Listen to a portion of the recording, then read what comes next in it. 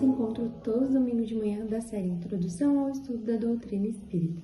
Nós estamos vendo o livro Iniciação Espírita e nós estamos na parte do livro que tem como título Instruções Práticas sobre as Manifestações Espíritas. Como o título já diz, nós estamos vendo como se comunicar com esses espíritos. Nós estamos no capítulo 8 e nós vamos ver hoje sobre as perguntas que se devem dirigir aos espíritos, né? Kardec vem nos dizer que quando a gente já aprendeu tudo aquilo que nós falamos nos vídeos anteriores, do local, do ambiente, das situações, né, toda a organização, fica mais fácil, né, para a gente entender como conversar, como se dirigir a esses espíritos, né? E ele vem nos dizer que, como nós sabemos, no mundo espiritual também existe a escala dos espíritos, né? Os mais evoluídos, os menos evoluídos, e isso já nos facilita, já nos orienta o primeiro passo para a gente saber como a gente conversar, né? Então não adianta a gente querer falar e ter a mesma resposta, ter o mesmo tipo de comunicação com todos os espíritos, né? É como nós aqui na classe terrestre, cada um tem o seu grau de evolução, o seu modo de comunicação, né? Então, a gente precisa entender que cada espírito vai falar de acordo com sua evolução, com o seu grau de conhecimento, suas aptidões no mundo espiritual.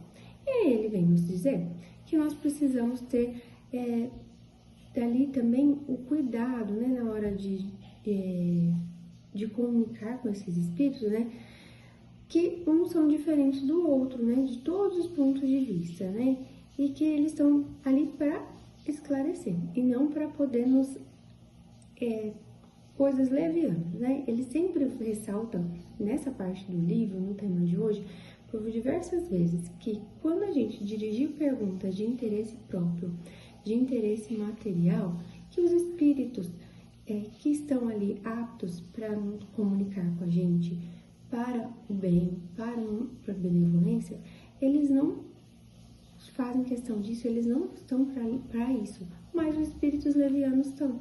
Então, que a gente precisa tomar sempre muito cuidado, né? E aí ele vem nos dizer que quando se começou toda a parte da comunicação, se acreditava, né, muitas pessoas diziam que não podia se dirigir a pergunta aos espíritos, né? Que o mais correto era deixar que eles mesmos respondessem e fosse falando de maneira espontânea, para que fosse eles mesmos que não tivesse interferência, né, do espírito e do médium. E aí, com o decorrer, viu-se que não, que quando você tem uma relação de perguntas a fazer, de perguntas, né, já toda esquematizada, toda metódica, fica mais fácil a comunicação, porque os espíritos já vão até conseguir comunicar de uma maneira melhor. E até mesmo eles, quando estão dando a comunicação, quando eles chegam, eles perguntam: por que me trouxe aqui? O que desejas, né? Porque eles já sabem que tem uma intenção.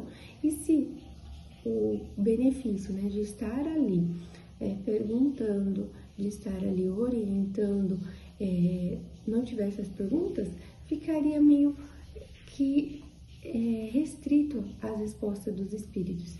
Então, Kardec vem nos dizer que nós precisamos podemos sim fazer as perguntas, mas nós precisamos ter perguntas diretas, perguntas claras, né? Sem aquelas coisas tipo assim, qual que é o número da Mega Sena? Qual que é o número da loteria? Com quem que eu vou casar? Qual que é o melhor emprego? Essas perguntas, se eles fossem nos respondidas, né? A gente não teria o nosso livre-arbítrio.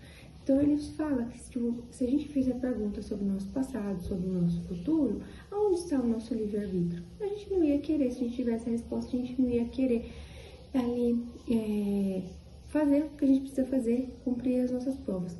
E até ele vem falar que normalmente os nossos espíritos que estão ali sempre com a gente, respondendo, são nossos espíritos familiares. Então, esses espíritos que vão estar ali com a gente nessa trajetória, quando tem esse princípio, essa benevolência para ser feita, com o intuito bom, né, dessas perguntas, desse tipo de comunicação.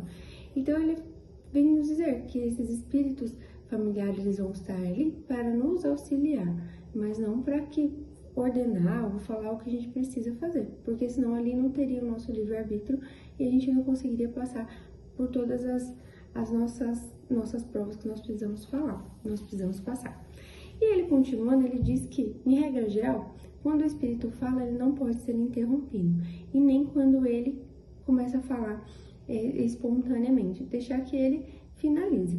E quando o Espírito, ele já terminou a sua comunicação, quando ele não quer mais dar nenhum tipo de comunicação, ele vem falar assim, até outra vez, é muito tarde, basta por hoje, porque ele quer encerrar a ele esse tipo de comunicação. E aí ele vem nos dizer, né, em questão das perguntas que desagradam os espíritos, que nós temos que estar atento a 3 coisas, né, para obter a resposta dos espíritos, né? A primeira pergunta pode desagradar eles e eles não querem responder. Segundo, eles nem sempre têm conhecimento necessário sobre aquilo que foi perguntado. E a terceiro, que tem coisa que é proibido revelar, como nós falamos. Ele não vai revelar o nosso futuro, ele não vai revelar o que a gente precisa fazer no dia de amanhã. Então, a gente tem que tomar muito cuidado, né? Então, é onde ele cita, pra gente ver o tipo de espírito está se comunicando, até aquele espírito que ele iniciou, que é um espírito familiar, a gente tem que ir o primeiro passo, observar como esse espírito, como ele fala, para a gente poder, assim, saber como dirigir as perguntas. Então, por isso que ele fala que sim, é importante a gente ter um roteiro das perguntas que a gente vai fazer, de como essas perguntas serão realizadas.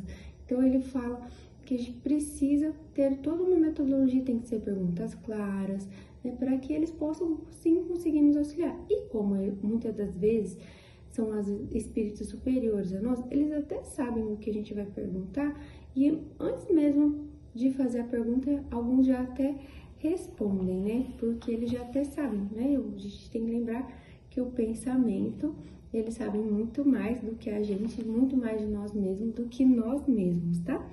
E aí ele vem dizer que nós temos que observar quando nós vamos formular as perguntas, né? Que é o fundo e a forma, né? Então, o fundo é justamente isso, né? A intenção que nós temos de perguntar, né? Eles se agradam, né? Com a nossa benevolência. Então, tudo isso interfere, né? E por isso que ele fala que na parte do fundo, da forma, a gente tem que ter essa sequência ali de perguntas, de sequência da metodologia que a gente vai fazer.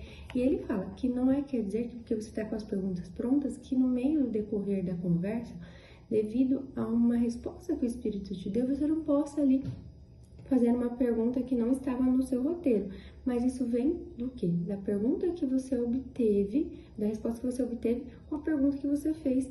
E isso desencadeou essa outra pergunta, tá?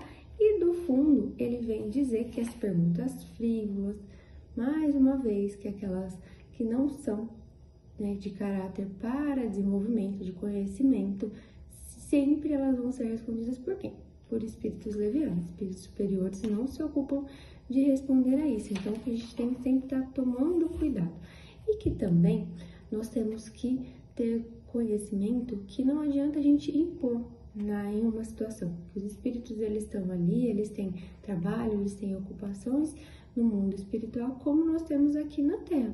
E que eles também seguem, como nós já vimos, o horário, local. Então, não adianta, porque se a gente começar a querer obter respostas à torta, à direita, a qualquer hora do dia, por exemplo, hoje à tarde você vai lá e fala vou perguntar para a espiritualidade superior que eu vou fazer de janta. São perguntas totalmente, né, sem objetivo nenhum, né, para o conhecimento, para o desenvolvimento. Então, eles não vão se obter disso, eles não vão se ocupar disso. E aí, onde vem espíritos inferiores, levianos e travessos querendo te responder, e muitas vezes você acaba enganando. E ele vem nos dizer que não adianta a gente impor um método como eles vão se comunicar. Quando a gente impõe alguma situação, eles não fazem agrado disso. Então, é a mesma coisa você querer impor a um professor um método que ele vai ensinar. E ele nos diz que os espíritos não são máquinas, não fazem a nossa vontade, né? E eles nós estamos ali também para auxiliar, mas ele deixa que a gente esteja livre. Ele vai nos orientando, nos guiando, mas eles deixam livre, justamente pelo nosso livre-arbítrio, né? Porque senão a gente vai acabar, que graça teria, né? Qual seria o objetivo nosso aqui se a gente já fosse, tivesse orientação do caminho que a gente deve seguir, né? Como a gente iria ali resgatar os nossos erros e as nossas falhas, né? E ele vem nos dizer, mais uma vez, sobre os espíritos familiares, que eles não vão dizer também sobre o nosso futuro, porque muitas vezes a gente daria eles sucumbir às nossas provas. Então, essa é a parte do livro que o Kardec vem nos explicar sobre como se comunicar, o que perguntar. Espero que tenha ficado claro, espero que vocês tenham entendido mais esse tema desse livro. No próximo domingo, nós vamos falar sobre os médiuns pagos e nós vamos concluir esse capítulo. Um ótimo e abençoado domingo a todos nós e mais